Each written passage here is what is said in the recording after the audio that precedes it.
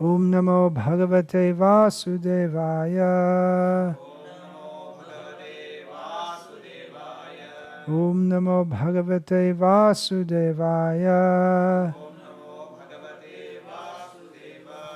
Om Namo Bhagavate Vasudevaya.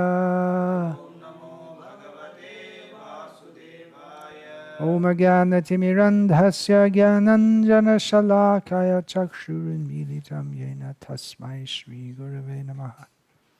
Nama Shrishtham Manamapi Shachiputramatra Swarupam Rupam Tasya Grajamurupurim Mathurim Goshtavatim Radha Kundam Girivaramaho Radhika Madhavasham Prapto Yasya Pratita Kripaya Shri Gurum Tam Natosmi Vandeham Shri Guru Shri Yataf Padakamalam Shri Gurun Vaishnavangscha Shri Rupam Sagrajatam Sahagana Raghunatan Vitam Tam Sajivam Sadvaitam Savadhutam Parijana Sahitam Krishna Chaitanya Devam Shri Radha Krishna Padam Sahagana Lalita Shri Vishakhan Vitamscha Hare Krishna Krishna Krishna Hare Hare Hare Rama Rama Rama Hare Hare. Krishna consciousness is very simple, very pleasing, very purifying, and seemingly very difficult also. As Srila Prabhupada sometimes say, Krishna consciousness is very easy. It's very easy to open our mouth and say Hare Krishna. And sometimes you say it's very difficult also, because especially in the modern age it seems very difficult for many people to follow the actually not that very difficult standards that Srila Prabhupada gave us in line with all the previous acharyas and shastra. It's an idealistic movement. We have very high ideals. Our ideal is to be completely pure, free of all sinfulness, to be completely pure-hearted. So, it's a very high ideal, and our movement is also very structured and hierarchical. A lot of faith is meant to be reposed in gurus and other leaders. So it becomes shocking or seemingly contradictory or hypocritical when we see that highly respected devotees fall from their exalted position or are exposed as having led a double life and not really being in that position anyway. It might seem shocking, although for members of this society who've been in it as long as I have, or a similarly long period, is not so shocking. We've seen so many falls that we're no longer shocked. But from time to time it is, if not shocking, at least disappointing. We see someone who is gone up, at least in the hierarchy of ISKCON, and it was expected that they'd gone up spiritually also, and it's seen that they've come down. Of course, Chaitanya Mahaprabhu warns that this is possible, especially these three words, Labh, Puja, Pratishta. These three words of Chaitanya Mahaprabhu are commonly discussed among serious followers of Chaitanya Mahaprabhu, that these desires, Labh, Puja, Pratishta, Dijato, Upashakagan, these desires for labha, that means financial gain or gain in wealth, material gain, labha, puja, the desire for respect and pratishtha, the desire for position, these can cause the fall down. Chaitanya Mahaprabhu warns even of someone who is practicing Krishna consciousness. And particularly these are warned about because although a devotee may overcome to some extent or appear to have overcome the very gross sinful activities of meat eating, gambling, intoxication, illicit sex, may not be involved in grossly sinful activities like that, but he may be affected by more subtle desires or desires for things which are not so directly and obviously sinful, but which may, if one becomes a victim of desires for wealth, honor and position, then one may fall even further into gross sinful life despite having made advancement in Krishna consciousness or appeared to have made advancement.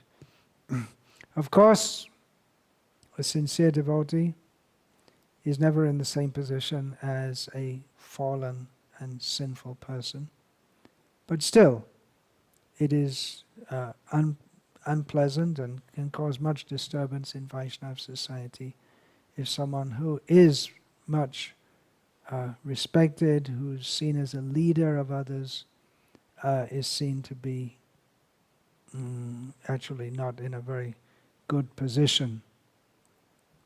Now it often happens when things like this come out, that details of a respected devotee's other side, the bad side, come out, that then others start to say among themselves, yeah, I always knew he was like that. Yeah, I always knew. And then we may say, well, why don't devotees say something before it's too late? Why wait until everything becomes so bad and not say something before? Could not that devotee have been saved? Could not years of his misleadership have been averted? Too late means the situation has become explosive.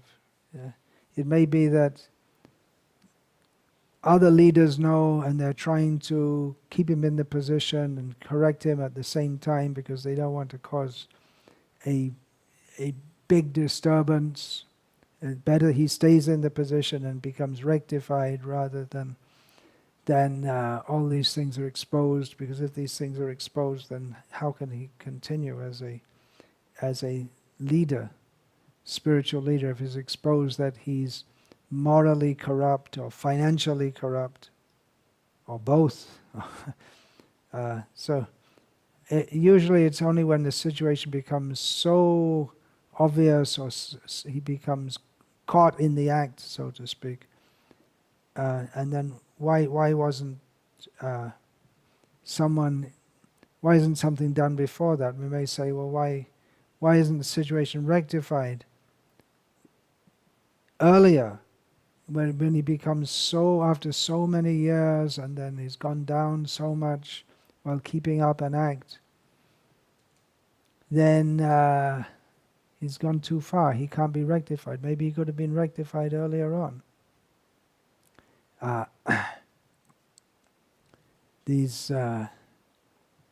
The way I'm talking, it might sound like it happens every day. It doesn't. It's not that it happens that commonly, but commonly enough that we can examine it as a syndrome.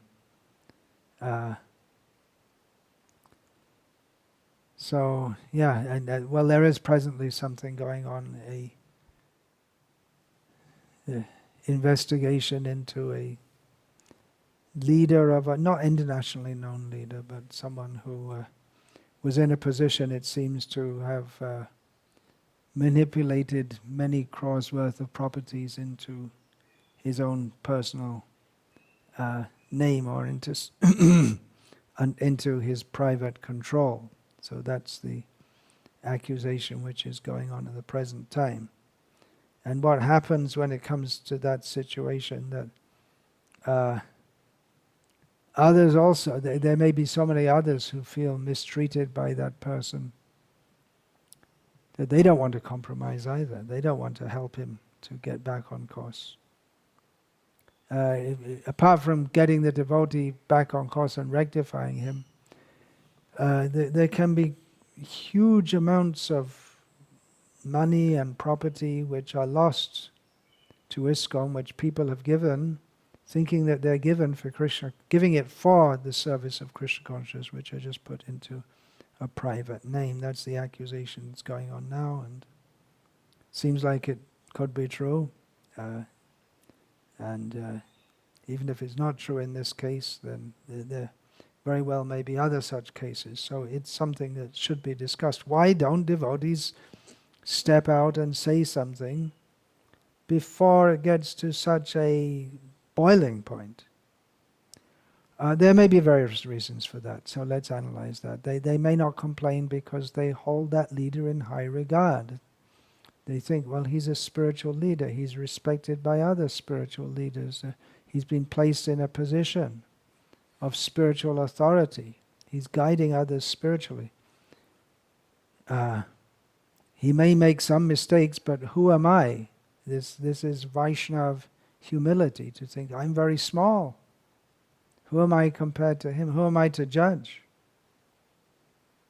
And seeing that others also regard him very highly. Of course, it may be that others also doubt, but they don't say anything, and everyone's thinking the same way, that, oh, well, everyone else respects him, so I should also respect him. But there may be others that are also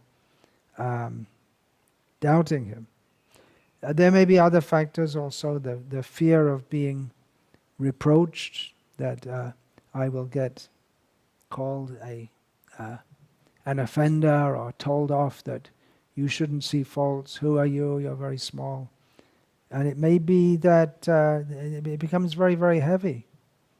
The leader himself or others, they may become very, very strong and very, very strongly chastise someone who even questions in a humble way that something might be wrong. So there's a kind of fear complexes there. And not only chastising anyone who complains, we see in some cases, as is described in this case, which is under investigation at the present time, that the leader may, if anyone even questions anything, he may ban them from coming to the temple, he may ban them from having any activities connected with the devotees. In other words, cut them off from the spiritual association and not allow them to be initiated, and really use his position to cut out any questioning of his authority. And there's also it's commonly said, don't make aparad, very strongly warned about Vaishnava aparad, which is a fact. In scripture it's said that one should not offend devotees, especially those that are senior to oneself.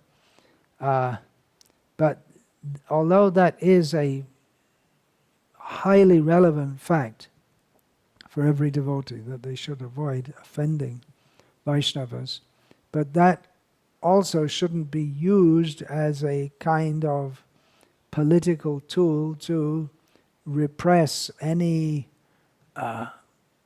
open discussion of serious faults which might be present. That's a misuse of the preaching, of the warning not to make offenses. Of course, we also don't want to encourage others to go looking for faults, fault finding itself. The tendency to want to find faults is itself a fault. And those who complain, they're often called fault finders. Maybe said they're ambitious, they're trying to pull someone down so they can push themselves up, as we find in mundane office politics. Someone will find fault with someone else and try to push them down so that they themselves can come up. So people who come to Krishna consciousness, they do so often. One factor is that they're fed up with the politics and diplomacy and hypocrisy that are rife in materialistic society and materialistic relationships, and they want some open-hearted, pure relationships. And they just don't want to get into the politics that maybe they're in ISKCON. They would say, well, I just want to come for spiritual life. Let me get on with my spiritual life without having to get involved in all of this. So that's another reason that people may not complain. They just don't want to get involved. They may think, well, if there's something wrong, let the higher authorities sort that out. And sometimes they're told that also. That, okay, we accept there may be some problems, but you don't worry. We'll look after it. And what often happens, if this is said, usually the higher authorities don't look after it. And that again may be another reason why devotees don't even say anything when they can see something's going wrong. Because what happens is that usually it's not that someone just suddenly, they just bloop. Srila Prabhupada used that word. That when a pebble enters still water, it goes bloop. So that's an ISKCON word for falling down from spiritual life is to bloop, to leave the society of devotees. So another reason that devotees, even though they see things are going gradually wrong, they don't say anything. They think, well, the higher authorities, they must have it under control. They don't say anything. They must be able to see it, and they're not saying anything. Therefore, probably my perspective is wrong. It may be cowardliness, that he doesn't want to be harassed or called bad names, or he doesn't want his own peacefulness to be disturbed. He may think, well, others won't like me if I point these things out about someone who's respected by others, then others will turn against me. Or it may be that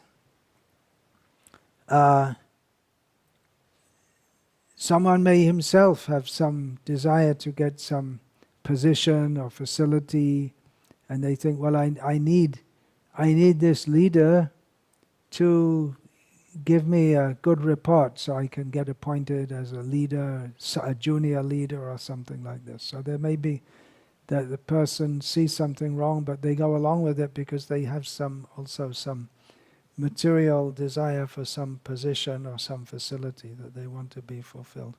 Or it may be that none of these reasons are valid, but the person can see something is wrong. He's not really afraid to say anything. He wants to see that things are improved, but he lacks faith that anything will change because he sees that, and this is my personal position in many cases, that you see that there's no willingness to change even when things are manifestly wrong, that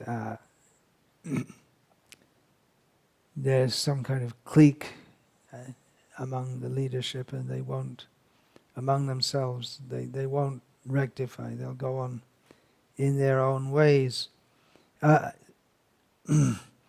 Something else, it may be that in the beginning stage, the complaint is something small, trivial.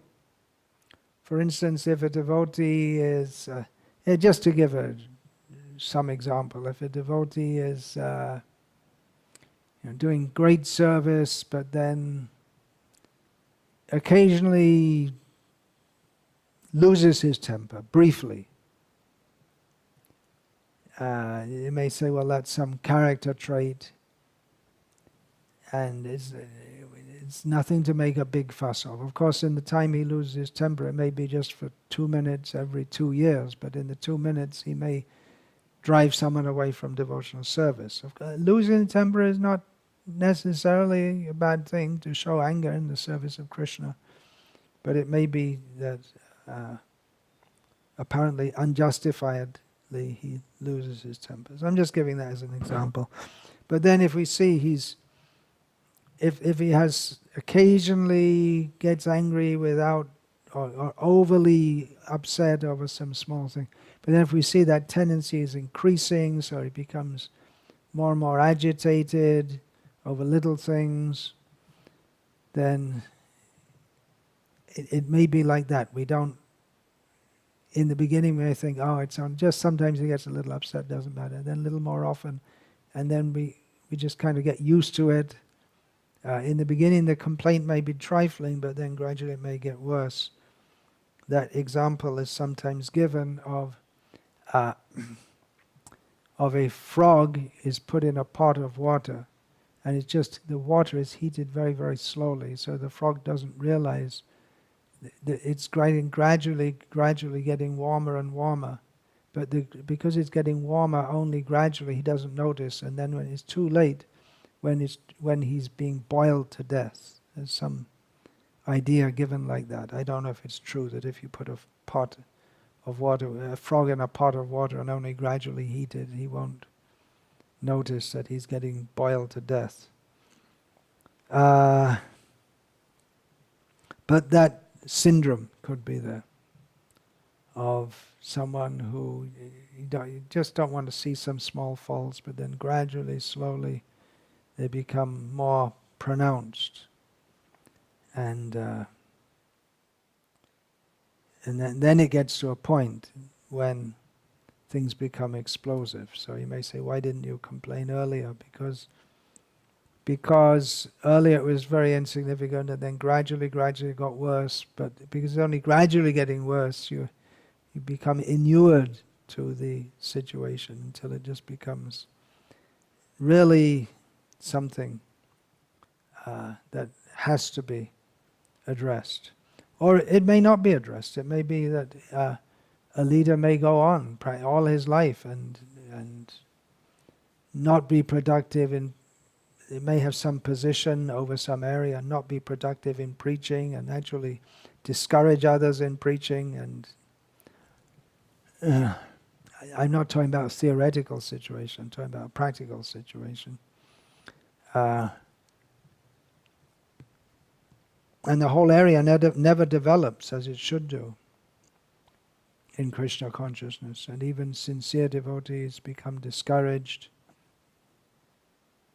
And what can you do? Because from the top it's being supported. Very unhappy. Now, within this worldwide organization called ISKCON, it's to be expected that there will be various problems. We're not living in the spiritual world. We're trying to get there. So we shouldn't be too much upset if there are problems. We should expect there will be various problems, but individual leaders' difficulties and struggles, or anyone's non-leaders' struggles, that's one thing. We may also see that there are what seem to be clear deviations from the standards that Srila Prabhupada has given.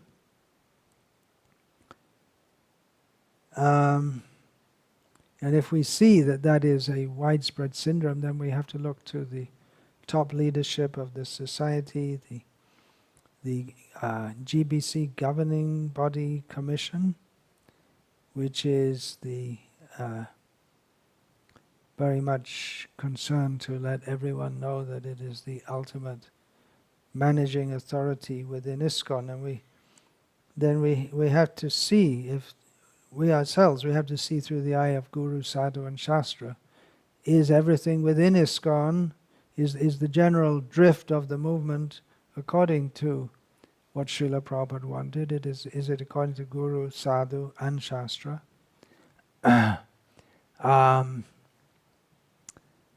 We should follow the GBC. Srila Prabhupada very much wanted that, but he didn't want us to follow blindly. We should see if an individual leader or the leadership of the movement as a whole is ideologically, philosophically, according to Shastra, on the line given by Srila Prabhupada. Because if it's not, then everything else is going to go wrong, for sure, because this movement runs on the mercy of Krishna, which is received through parampara, which is in ISKCON means we have to follow Srila Prabhupada and get his mercy by following him. So we have to see if there's too much discontent or too many problems here, there, and everywhere.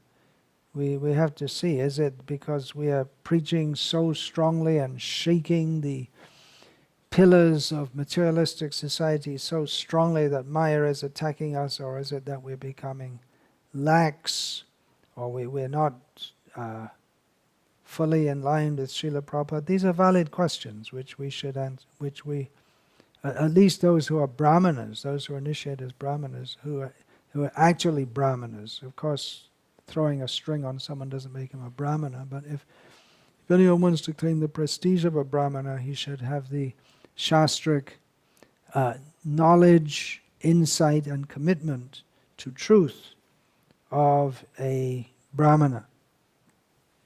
So, to unravel all various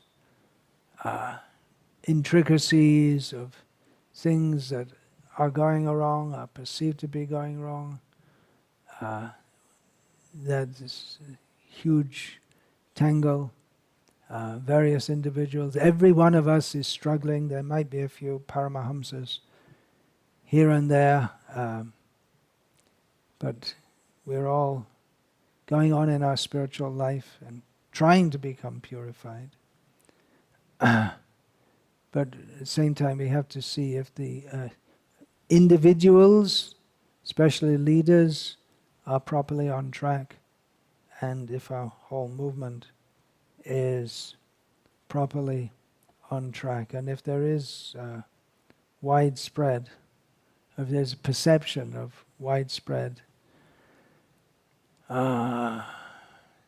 symptoms of missing the point, as Srila Prabhupada put it, then that should be cause for concern of all of us. Again, what can we do to rectify? We may not be able to, because if there's not a will from the higher level to rectify, then we may not be able to, but we may at least be able to protect our own spiritual life. If the ship is sailing off course, we might be advised to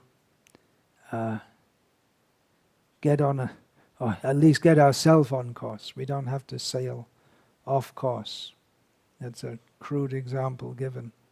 The great ship of ISKCON is supposed to be sailing, crossing the ocean of material existence and bringing us to Krishna and bringing the whole world to Krishna.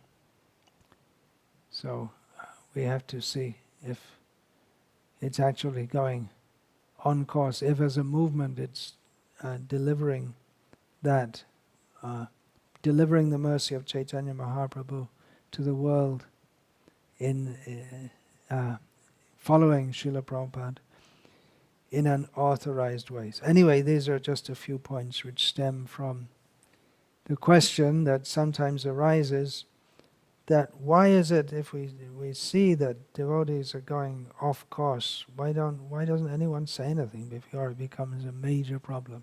So there are just a few thoughts about that. So, Hare Krishna. Parivadato jano yatha tata va nanu mukkaro navayam vicharayamaha. Hari rasa madira madati matta bhuvi viluttama natama nirvishama. Hare Krishna.